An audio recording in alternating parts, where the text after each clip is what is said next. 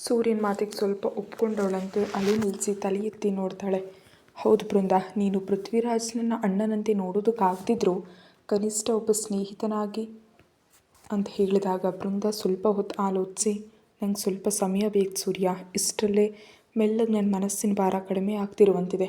ಅದು ಪೂರ್ತಿ ಹಗುರ ಆದರೆ ಖಂಡಿತವಾಗಿ ಕ್ಷಮಿಸು ಅಂತ ಕೇಳ್ಕೊಳ್ತೀನಿ ಅಂತ ಅಂತಿದ್ರೆ ಫೋರ್ಸ್ ಮಾಡೋದಿಲ್ಲ, ಆ ಭಾವನೆ ನಿನ್ನ ಹೃದಯದಿಂದ ಬರಬೇಕು. ಆದರೆ ನೀನು ಇಷ್ಟು ಬಿಗಿಯಾಗಿ ತಪ್ಕೊಂಡು ಈ ರೀತಿ ಹೇಳ್ತಿದ್ಯಾ, ನಾನು ಅಷ್ಟು ಚೆನ್ನಾಗಿದ್ದೀನಾ ಅಂತಾನೆ ತಮಾಷೆಯಾಗಿ. ಆ ಮಾತಿಗೆ ಟಕ್ಕನೆ ಸೂರ್ಯನ ಬಿಟ್ಟು ಅದೇನೋ ನೋನಲ್ಲಿದ್ದು ಹಿಡ್ಕೊಂಡೆ, ಸಾರಿ ಅಂತ ಹಿಂದೆ ಸರಿತಾಳೆ. ನಿನ್ನಂಥ ಹಠಮಾರಿಗೆ ಪ್ರತಿದಿನ ಎಷ್ಟು ಪೆಟ್ಟು ಕೊಟ್ಟು ದಾರಿಗೆ ತರಬೇಕು ಅಂತ ಅಂದ್ಕೊಂಡಿದ್ದೆ. ಆದರೆ ಮಾತಲ್ಲೇ ನಿನ್ನಲ್ಲೇ ಬದಲಾವಣೆ ಬಂತು. ನನಗಂತೂ ತುಂಬ ಸಂತೋಷ ಆಯಿತು. ನೀನು ಮೂಲತಃ ಒಳ್ಳೆಯವಳೆ ಬೃಂದ, ಆದರೆ ಈ ಮನೆತನವನ್ನು ನೋಡ್ಕೊಂಡು ತುಂಬ ಪೊಗರು ಬಂದ್ಬಿಡ್ತು ಅಷ್ಟೇ ನಿನಗೆ ಅಂತ ಹೇಳ್ತಾ ತನ್ನ ಶರ್ಟ್ ಅಂಟ್ಕೊಂಡಿದ್ದ ಕುಂಕುಮವನ್ನು ಒರೆಸ್ಕೊಳ್ತಾನೆ.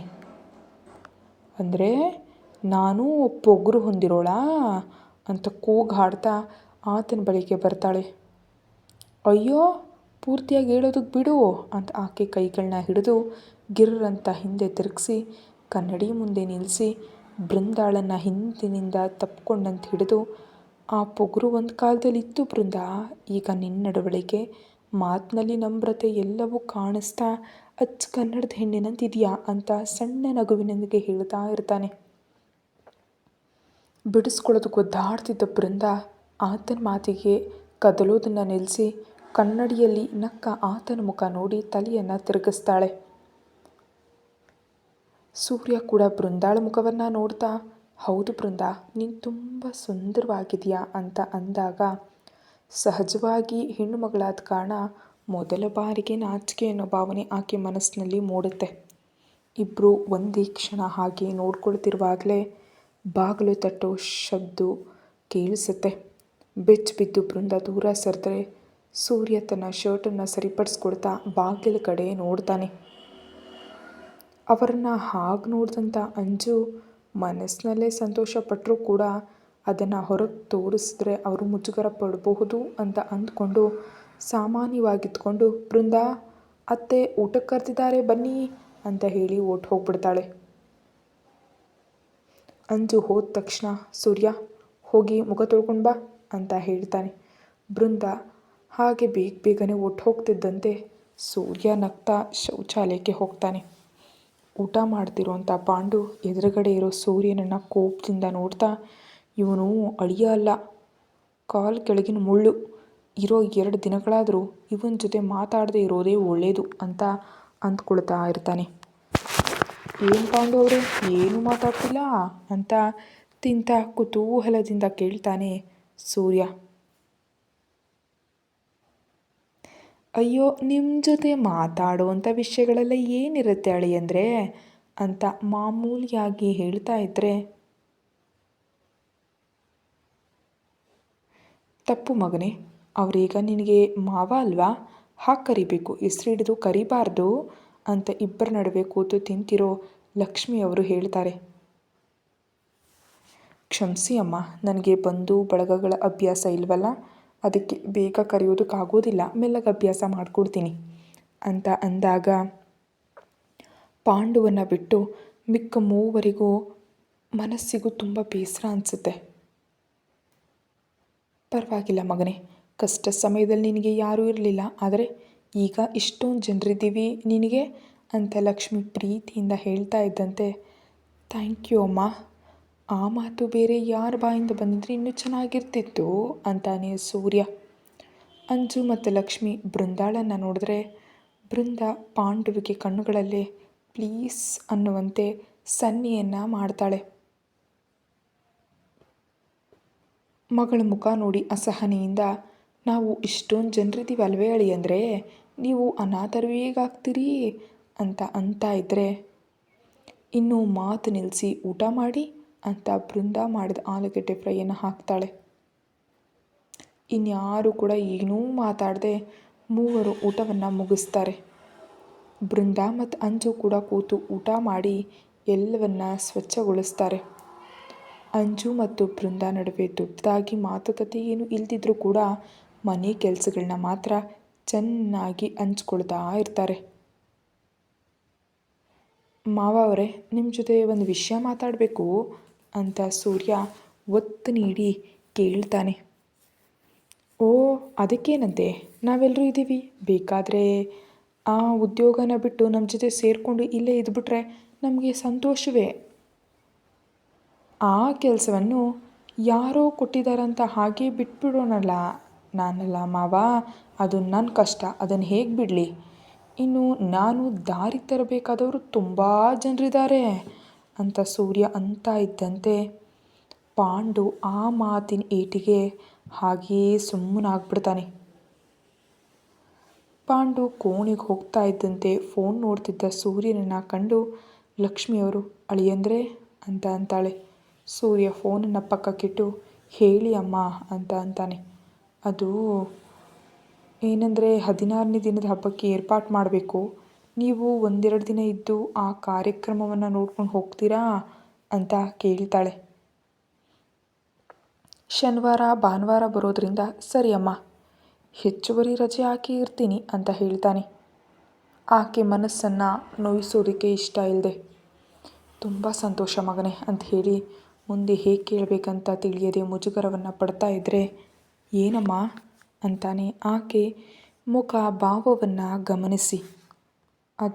ಅದು ನೀವು ಅರಿಶಿಣದ ಕೊಂಬು ಕಟ್ಟಿದ್ದೀರಲ್ವ ಮಗನೇ, 16ನೇ ದಿನದ ಹಬ್ಬಕ್ಕೆ ಪಂಡಿತರು ಹೇಳಿದಂತೆ ನಿಮ್ಮೊಂದಿಗೆ ತಾಳಿ ಬದಲಾಯಿಸಿ ಚಿನ್ನದ ತಾಳಿ ಒಟ್ಟುಗಳನ್ನ ಪೋಣಿಸಿ ಹಾಕಬೇಕು. ಒಂದು ಸೂತ್ರವನ್ನು ನಾವು ಕೊಡ್ತೀವಿ ತಾಯಿ ಕಡೆಯಿಂದ.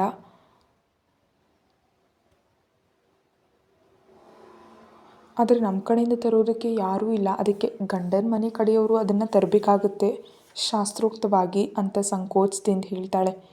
ಆಕೆ ಹೇಳಿದ ಅರ್ಥವಾಗಿ, ಪರವಾಗಿಲ್ಲ ಅಮ್ಮ, ಆಕೆಗೆ ನಾನು ಏನೇನು ತರಬೇಕೋ ಅವೆಲ್ಲವನ್ನು ತೆಗೆದುಕೊಂಡು ಬನ್ನಿ. ಇದು ನನ್ನ ಕಾರ್ಡ್ ಅಂತ ಜೇಬಿನಲ್ಲಿದ್ದ ಪರ್ಸ್ ತೆಗೆದು ATM ಕಾರ್ಡ್ ಆಕೆಯ ಕೈಯಲ್ಲಿಡ್ತಾನೆ. ಅಯ್ಯೋ ಬೇಡ ಮಗನೇ, ನನಗೆ ಈ ಕಾಲಿನಿಂದ ತಿರುಗಾಡೋದಕ್ಕಾಗೋದಿಲ್ಲ. ನಾಳೆ ನೀವು ಬೃಂದಾ ಮತ್ತು ಅಂಜುನ ಕರ್ಕೊಂಡು ಹೋಗಿ, ಅಂಜು ಎಲ್ಲವನ್ನ ತೊಗೊಂಡು ಬರ್ತಾಳೆ ಅಂತ ಜವಾಬ್ದಾರಿಯನ್ನು ಸೊಸೆಗೆ ಒಪ್ಪಿಸ್ತಾಳೆ. ಸರಿ ಅಮ್ಮ, ಏನೇನು ತರಬೇಕು ಅಂತ ಪಟ್ಟಿ ಬರೆಸಿ. ಸರಿ ಮಗನೇ, ಹೋಗಿ ಸ್ವಲ್ಪ ರೆಸ್ಟ್ ತೊಗೊಂಡ್ಕೊಂಡು ಆಮೇಲೆ ಬನ್ನಿ ಅಂತ ಹೇಳಿ ಸೂರ್ಯನನ್ನು ಕಳಿಸ್ತಾಳೆ ಲಕ್ಷ್ಮಿ. ಸಂಜೆ ಆಗ್ತಿದ್ದಂತೆ ನಿಖಿಲ್ ಮನೆಗೆ ಬಂದು ಹೊರಾಂಗಣದಲ್ಲಿ ಕೂತಿದ್ದಂಥ ಸೂರ್ಯನನ್ನು ನೋಡಿ ತುಂಬಾ ಸಂತೋಷಪಟ್ಟು ಹಾಯ್ ಸೂರ್ಯ ಅವರೇ ಅಂತ ಬಂದು ಮಾತನಾಡಿಸ್ತಾನೆ. ಹಾಯ್ ನಿಖಿಲ್ ಅಂತ ಸೂರ್ಯ ಕೂಡ ಶುಭ ಕೋರಿದ ಮೇಲೆ ಕೂತು ಮಾತನಾಡ್ತಿದ್ರೆ ಈ ನಡುವೆ ಅಂಜು ಜ್ಯೂಸನ್ನು ತೆಗೆದುಕೊಂಡು ಬರ್ತಾಳೆ ಹೊರಗಡೆ. ನಿಖಿಲ್ ಅಂಜುವಿನ ಕಡೆ ನೋಡ್ತಾ ಜ್ಯೂಸನ್ನು ತೆಗೆದುಕೊಂಡು, ಅಮ್ಮ ಏನು ಮಾಡ್ತಾ ಇದ್ದಾರೆ ಅಂತ ಕೇಳ್ತಾನೆ ತನ್ನ ಹೆಂಡತಿನ. ಅತ್ತೆ ಅಡುಗೆ ಮಾಡ್ತಿದ್ದಾರೆ ಅಂತ ಹೇಳಿ ಸೂರ್ಯನಿಗೂ ಜ್ಯೂಸನ್ನು ಕೊಟ್ಟು ಅಡುಗೆ ಮನೆಗೆ ಹೋಗ್ಬಿಡ್ತಾಳೆ ಅಂಜು. ಇನ್ನೇನು ವಿಷಯಗಳು ನಿಖಿಲ್, ನಿಮ್ಮ ರೈಸ್ ಮಿಲ್ ಹೇಗಿದೆ ಅಂತ ಅಂತಿದ್ರೆ ಸದ್ಯಕ್ಕಂತೂ ಚೆನ್ನಾಗಿದೆ ಸೂರ್ಯ ಅವರೇ ಅಂತ ಅಂತಾನೆ. ಅದಲ್ಲ ನಿಖಿಲ್, ನೀನು ಓದಿದ್ಯಾ ಅಲ್ವಾ, ಯಾಕೆ ಯಾವುದಾದ್ರೂ ಉದ್ಯೋಗ ಅಥವಾ ಯಾವುದಾದ್ರೂ ಬಿಸ್ನೆಸ್ನ ಶುರು ಮಾಡದೆ ಮಿಲ್ ನೋಡ್ಕೊಳ್ತಾ ಇದೆಯಾ ನೀನು? ಪ್ರೆಸೆಂಟ್ ನನಗೆ ಇಂಟ್ರೆಸ್ಟ್ ಇಲ್ಲ ಸೂರ್ಯ ಅವರೇ, ಆದರೆ ಇದಕ್ಕೆ ಕಾರಣ ಇದಲ್ಲ ಅನಿಸುತ್ತೆ ನಿಖಿಲ್. ಮೆಲ್ಲಗ್ನಕ್ಕೂ ಇಷ್ಟ ಆದವರಿಗಾಗಿ ಏನು ಮಾಡಿದ್ರೂ ಅದರಲ್ಲಿ ಸಂತೋಷ ಇರುತ್ತೆ ಎಂಬುದು ನನ್ನ ಅಭಿಪ್ರಾಯ.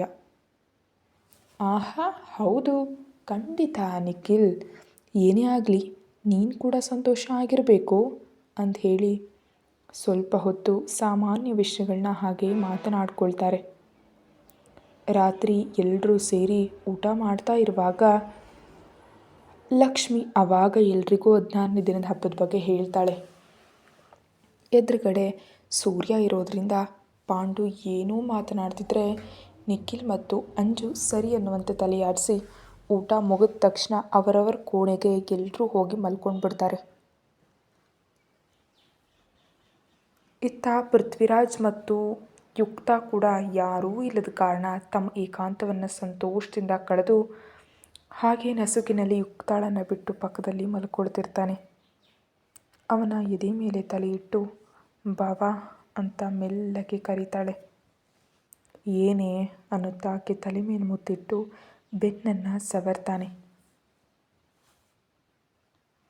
ಯುಕ್ತ ಮೈ ಚಾಚ್ಕೊಳ್ಳುತ್ತಲೇ ಅದು ಅಮ್ಮ ಮಕ್ಕಳ ಬಗ್ಗೆ ಕೇಳ್ತಿದ್ರು ಅಂತ ಅಂತಿದ್ರೆ, ಆಗಲೇ ಹೇಳಿದ್ದೀನಲ್ವ ಯುಕ್ತ, ನೀನು ಓದು ಮುಗಿಯೋವರೆಗೆ ಮಕ್ಕಳ ವಿಷಯ ಎತ್ತಬೇಡ ಅಂತಾನೆ ಮಾಮೂಲಿಯಾಗಿ.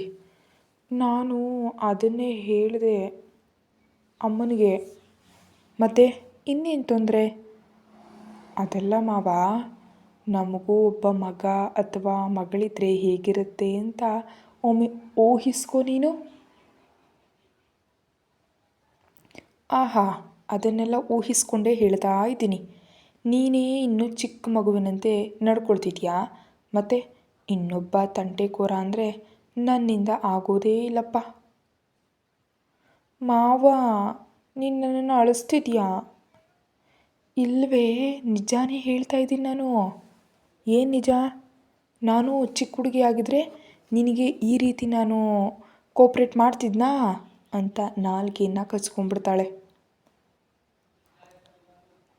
ಆಕೆ ಮಾತಿಗೆ ಸುಂದರವಾಗಿ ನಗ್ತಾ, ಆಹಾ, ಕೋಪ್ರೇಟ್ ಮಾಡಿದ್ಯಾ? ಎಲ್ಲಿ?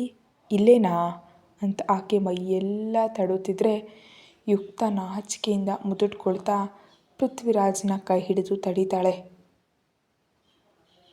ಪೃಥ್ವಿರಾಜ್ ಮಾತ್ರ ನಿಲ್ಲಿಸದೆ ಹೊದಿಕೆಯನ್ನು ಮೇಲೆಳ್ಕೊಂಡು ಮತ್ತೊಮ್ಮೆ ಸರಸದಾಟದಲ್ಲಿ ಮುಳುಗಿ ಹೋಗ್ತಾರೆ.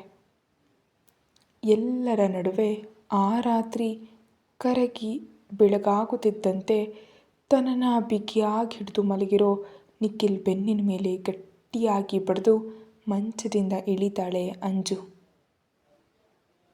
ಅಂಜು ಓಡದ ಹೇಟಿಗೆ ಉರಿ ಎದ್ದಿದ್ರೂ ಭಾನುವಾರವೆಂದು ಹೇಳಿ ಆಕೆಯನ್ನು ಮತ್ತೆ ಬಿಗಿಯಾಗಿ ಹಿಡಿದು ಮಲ್ಕೊಳ್ತಾನೆ ನಿಖಿಲ್.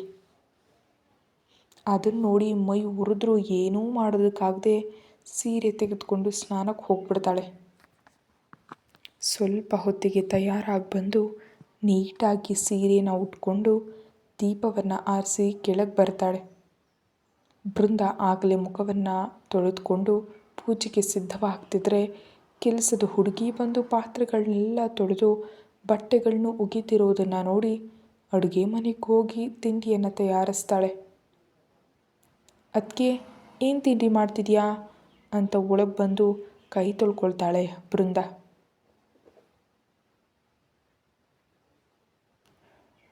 ಬೋಂಡದಿಟ್ಟು ಕಲಸಿಟ್ಟಿದೆ ಬೃಂದ, ಅದನ್ನೇ ಈಗ ಮಾಡ್ತಾಯಿದ್ದೀನಿ ಅಂತ ಹೇಳ್ತಾ ಎಣ್ಣೆಯನ್ನು ಕಾಯಿಸ್ತಾ ಇರ್ತಾಳೆ.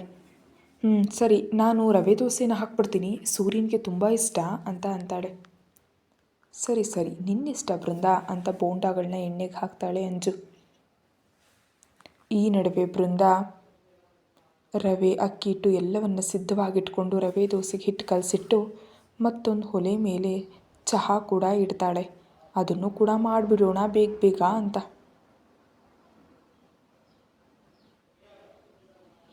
ಅದಕ್ಕೆ ನಾನು ಸೂರ್ಯನ ಎಬ್ಬಿಸ್ಬಿಟ್ಟು ಬರ್ತೀನಿ, ನೀನು ಟೀ ಇಲ್ಲಿ ಇಕ್ಕಿದ್ದೀನಿ ನೋಡ್ಕೊತಾ ಇರು ಅಂತ ಹೇಳಿ ಸೂರ್ಯನ ಹತ್ರ ಹೋಗ್ತಾಳೆ ಬೃಂದ.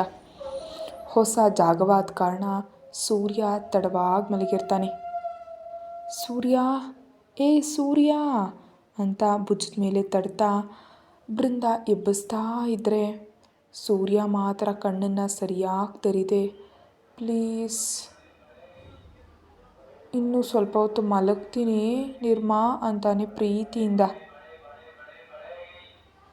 ನಿರ್ಮಾ ಅನ್ನೋ ಹೆಸರು ಕೇಳ್ತಿದ್ದಂತೆ ಬೃಂದ ಕಣ್ಣುಗಳನ್ನ ಚಿಕ್ಕದಾಗಿ ಮಾಡಿ ಸೂರ್ಯ ಅಂತ ಮತ್ತೊಮ್ಮೆ ತಡ್ತಾಳೆ. ನಿರ್ಮಾ ಪ್ಲೀಸ್ ಸ್ವಲ್ಪ ಮಲಗ್ತೀನಿ ಅಂತ ಇನ್ನೊಂದು ಕಡೆ ತಿರ್ಕೊಳ್ತಾ ಇದ್ದಂತೆ ಸೂರ್ಯನ ಬಾಯಿಂದ ಇನ್ನೊಬ್ಬ ಹುಡುಗಿ ಹೆಸರು ಬರ್ತಾ ಇದ್ದಂತೆ ಆಕೆಗಂತೂ ಏನೋ ಒಂಥರ ಭಾವನೆ ಉಂಟಾಗ್ಬಿಡುತ್ತೆ. ಒಂಥರ ವಿಚಿತ್ರವಾಗಿ ಅನ್ನಿಸ್ತಿರುತ್ತೆ ಆಕೆಗೆ ಅವನ ಬಾಯಿಂದ ಮತ್ತೊಬ್ಬಳ ಹೆಸರು ಕೇಳಿ.